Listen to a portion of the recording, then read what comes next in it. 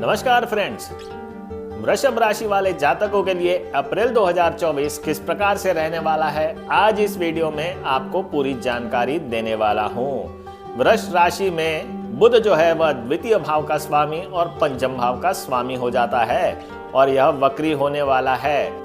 साथ ही साथ यह वक्री होकर के नीच का हो जाएगा और मीन राशि में चला जाएगा। 26 अप्रैल को यह मार्गी होने वाला है। सूर्य भी उच्च का हो जाएगा और मेष राशि में प्रवेश करने वाला है 13 अप्रैल को।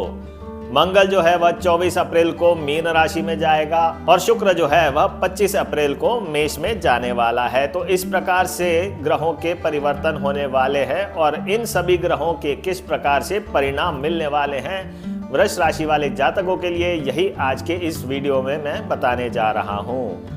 तो यह वीडियो अगर अच्छा लगे तो लाइक शेयर कमेंट अवश्य करें। मैं हूं ज्योतिषाचार्य आकाश, आप देख रहे हैं नक्षत्र ज्योतिष।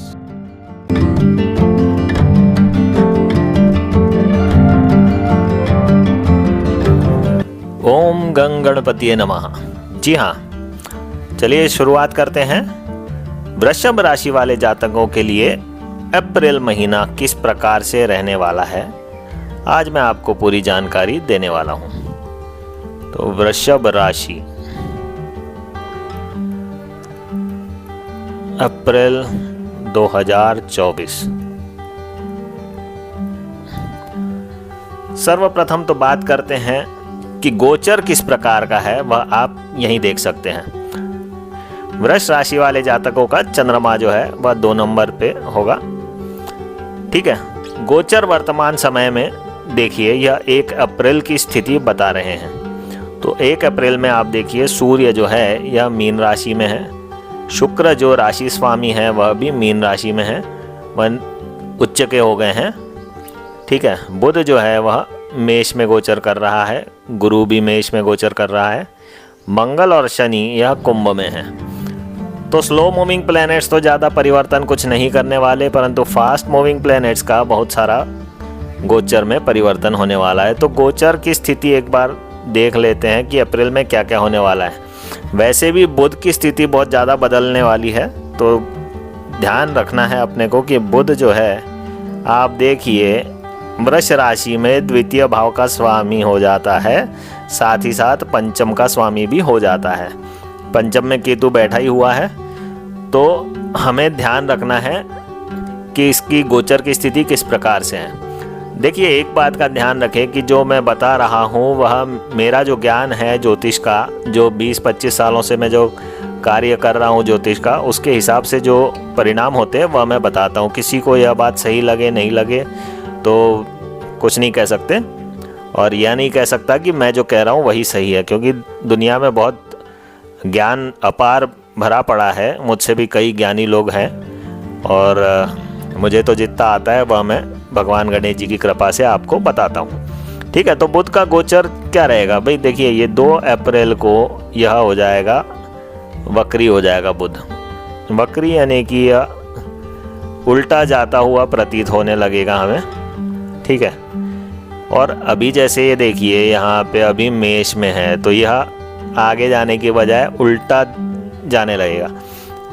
जो हमें प्रतीत होता है वो उल्टा तो जाएगा नहीं, परंतु हमें प्रतीत होगा। तो 9 अप्रैल को यह चला जाएगा वापस मीन राशि में। यहाँ यह हो जाएगा नीच का हो जाता है, नीच का माना जाता है। भाई नीच के कोई फल इस प्रकार से कोई निगेटिव बहुत रहते नहीं है, वह तो चार्ट देखना पड़ेगा, उसके उपरांत ही पता चलेगा।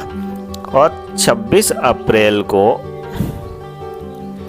यह मीन में जाते जाते देखिए उल्टा इधर पे ऐसे ऐसे जाएगा और 26 अप्रैल के बाद फिर यहाँ से वापस मार्गी हो जाएगा, तो वहाँ डायरेक्ट चलने लगेगा। तो 26 अप्रैल को यह मार्गी हो जाएगा। मार्गी बोलते हैं या फिर इसको डायरेक्ट मोशन बोलते हैं। ठीक है, तो यह परिवर्तन बुध के होंगे। सूर्य जो है, सूर्य 13 अप्रैल को चला जाएगा मेष राशि में। यह जाएगा मेष राशि में, यहाँ यह उच्च का हो जाएगा। 24 अप्रैल को मंगल आप देखिए वर्तमान में कुंभ में है या मीन में चला जाएगा, मीन में प्रवेश करेगा। मीन राशि में प्रवेश।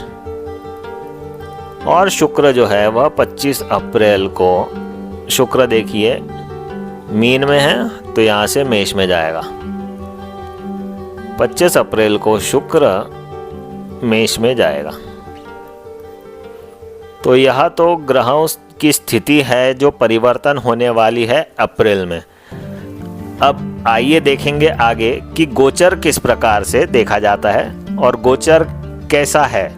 देखिए सूर्य कहाँ गोचर कर रहा है, मंगल कहाँ गोचर कर रहा है, यह स्थिति देखी जाती है। वह मैं आपको बताऊंगा आगे कि किस प्रकार से देखा जाता है। चलिए अब बात करते हैं कि गोचर किस प्रकार से देखें। तो सर्वप्रथम तो गोचर के लिए आपको ध्यान देना है कि यहाँ पे हमने जहाँ चंद्रमा लिख दिया वहाँ से हमें 1 शुरुआत करनी है और इस प्रकार से लिखते हुए चलना है 1 2 3 4। इसी क्रम से आप लिख के चलेंगे तो ही आपको समझ में आएगा गोचर कैसे देखा जाता है। यह अष्टम भाव हो गया, यह नवम, यह दशम, यह एकादश और यह द्वादश भाव हो गया। अब इसमें ध्यान रखना है कि सर्वप्रथम हम देखें सूर्य का गोचर। सूर्य कहाँ गोचर कर रहा है और 14 अप्रैल के बाद कहाँ पहुँच जाएगा या 14 अप्रैल को कहाँ गोचर करेगा वह देखते हैं। तो वर्तमान की स्थिति देखें तो यह एकादश में गोचर कर रहा है और 13 अप्रैल के बाद यह हो जाएगा द्वादश में गोचर करने लग जाएगा। ठीक है, अब बात करते हैं मंगल की।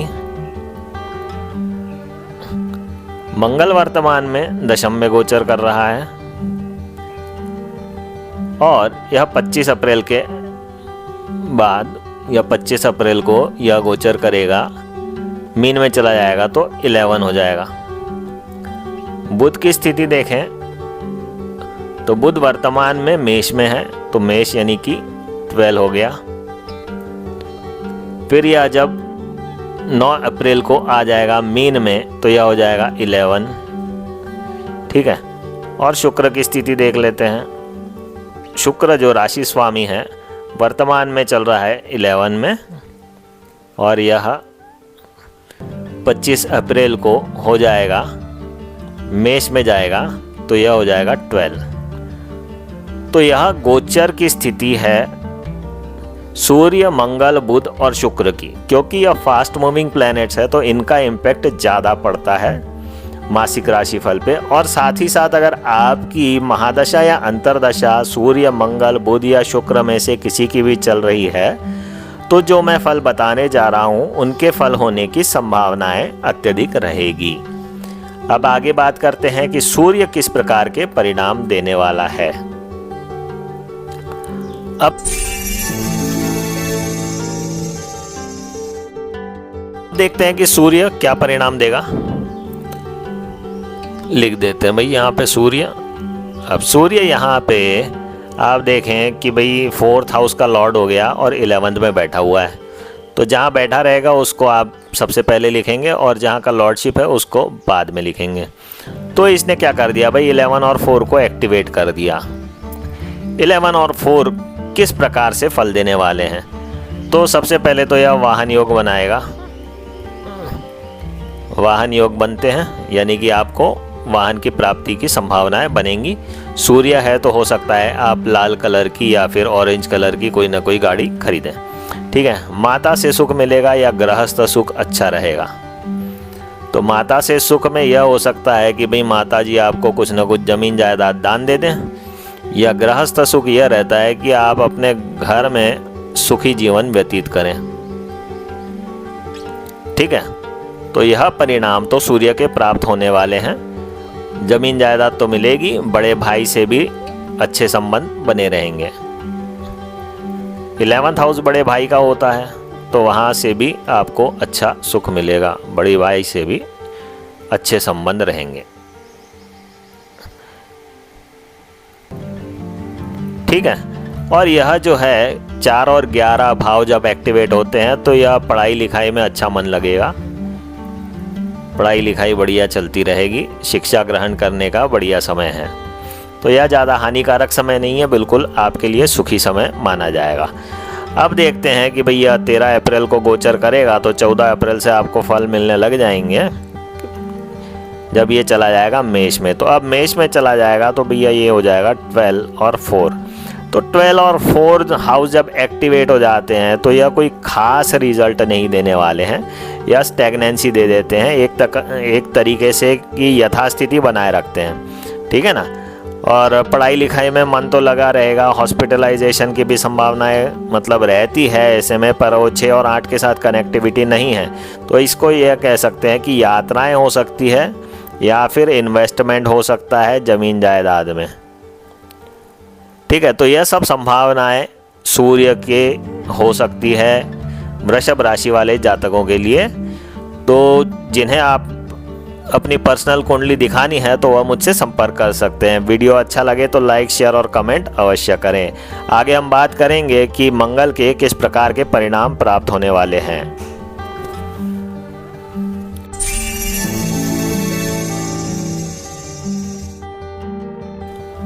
अब बात करते हैं कि मंगल क्या परिणाम देने वाला है वृष राशि वाले जातकों के जीवन में।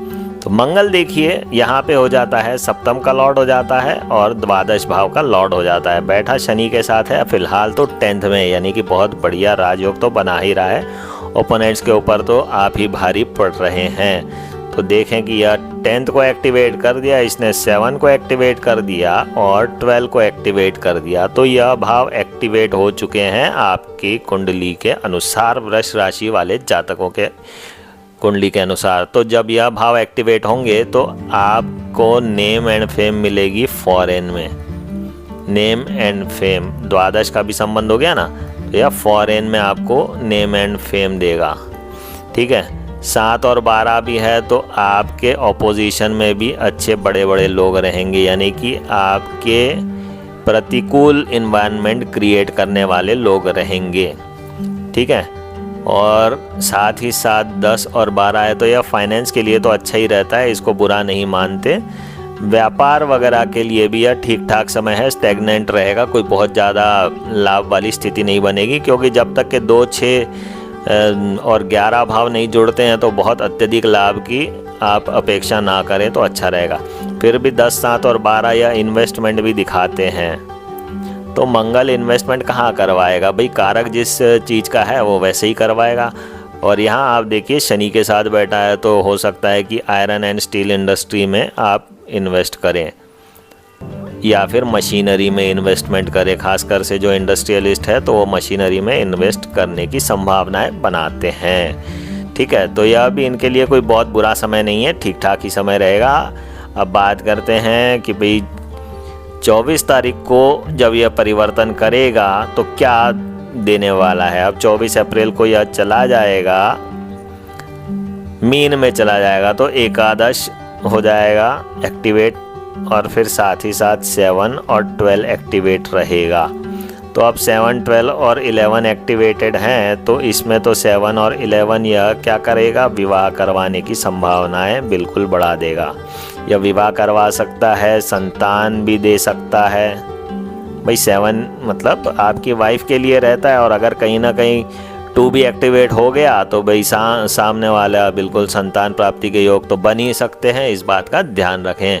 वैसे 11 के साथ जब 7 और 12 जुड़ेगा तो कहीं ना कहीं इन्वेस्टमेंट से लाभ भी मिलेगा, इन्वेस्टमेंट से लाभ हो सकते हैं, यानी कि हो सकता है शेयर मार्केट से भी लाभ की स्थिति बने, परंतु गारंटी नहीं है। अब ऐसे योग अगर आपके कुंडली में, ओरिजिनल आपके कुंडली में बिल्कुल ऐसे योग बनेंगे तभी यह लाभ देने वाला है, अन्यथा तो आप इस जो भाव का एक्टिवेशन है उससे यह ना समझे कि बिल्कुल आपको लाभ ही हो जाएगा। वृषभ राशि वाले थोड़ा सोच समझ के डिसीजन लें तो उचित रहेगा, ठीक है। तो यह सब संभावनाएं वृष राशि वाले जातकों की कुंडली में है। मंगल इस प्रकार से फल देने वाला है अप्रैल 2024 में। आगे बात करेंगे कि शुक्र और बुध किस प्रकार के परिणाम देने वाले हैं।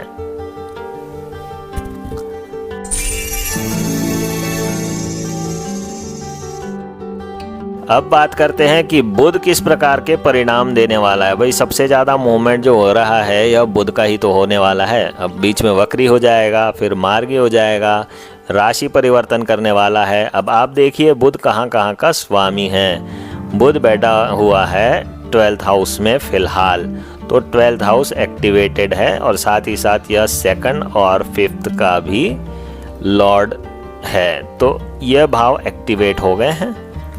ठीक है, गुरु के साथ बैठा हुआ है तो आपको पराविज्ञान में रुचि बनने की पूरी संभावनाएं बनती हैं। ज्योतिष वगैरह या फिर रेकी शास्त्र जो हो जाता है, माफ़ कीजिएगा, रेकी हीलिंग, रेकी शास्त्र नहीं, रेकी हीलिंग में आपको इंटरेस्ट बन सकता है। परंतु यह जो द्वादश भाव है तो यह एक्सपेंसेस ही बढ़ाने वाला है। भाई 12वें घर में बैठेगा तो खर्चे बढ़ाएगा ही बढ़ाएगा। खर्चे किस पे हो सकते हैं? अब ये यात्राओं पे हो सकते हैं, संतान पे खर्चे हो सकते हैं, 2 और 5 है।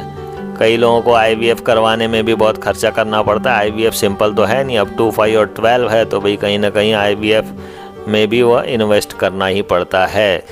ठीक है, तो खर्चे रहते हैं, वो इसी से इंडिकेट होते हैं। हमें तो भाई कॉम्बिनेशंस देखने पड़ते हैं, ग्रहों के परमुटेशन कॉम्बिनेशन देख करके ही फलित करना पड़ता है। ठीक है, तो यह होगा। और क्या क्या आ सकता है इसमें? एंटरटेनमेंट हो सकता है। एंटरटेनमेंट यानी कि आप हो सकता है कि यात्राएं करें और मनोरंजक यात्राएं, टूर एंड ट्रैवल जो हो सकता है वह हो सकता है। इसमें टूर एंड ट्रैवल की संभावनाएं बढ़ जाएंगी।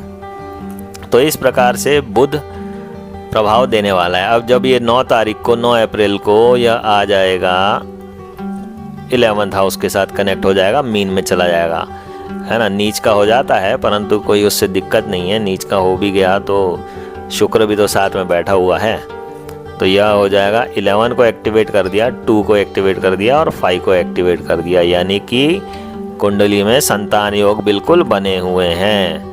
तो ऐसे जातक जिनकी बुध की महादशा अंतरदशा चल रही हो तो उनके लिए यह समय जो रहेगा, वृष राशि वाले खासकर जो जातक हैं उनके लिए यह संतान योग का समय है। या इसे यह भी कह सकते हैं कि भैया विवाह योग भी हो सकता है, प्रेम संबंध हो सकते हैं अच्छे, जीवन खुशहाल हो जाएगा। यह मान के चलिए कि खुशहाल जीवन रहने वाला है और आपको हर प्रकार से लाभ मिलने वाले हैं। शेयर मार्केट में भी संभावनाएं रहेंगी लाभ की। ठीक है, तो यह फल प्राप्त होने वाले हैं बुध के। अब बात करेंगे आगे कि शुक्र किस प्रकार से फल देने वाला है अप्रैल 2024 में।